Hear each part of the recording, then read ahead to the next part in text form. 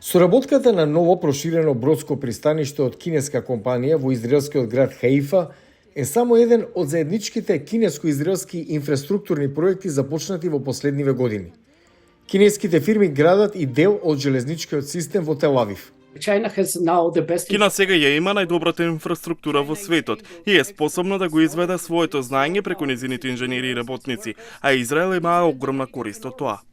Кина е најголемиот трговски партнер на Израел по Европската унија и САД. Но Израел мораше да се откаже од некои од своите економски договори со Кина под притисок од САД, кои имаат пак се понапнати односи со Кина.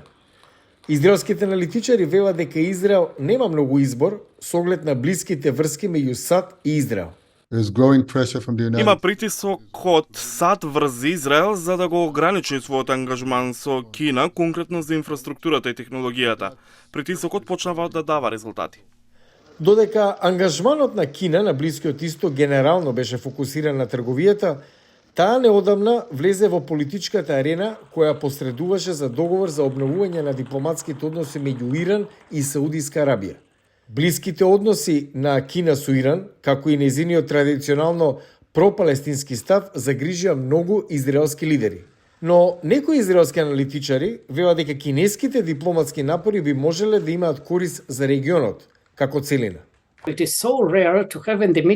Ретко е да се има на Блискиот исток голема земја која е навистина неутрална, која не е ниту произраелска, ниту проиранска, ниту просаудиска, ниту проегипетска. Таа е неутрална земја, заинтересирана за економски врски со сите делови на оваа многу комплицирана блискоисточна равенка. Пајнс вели дека Кина можеби е единствената земја во светот за која и двете страни има доверба да посредува меѓу Израел и неговиот непријател Иран.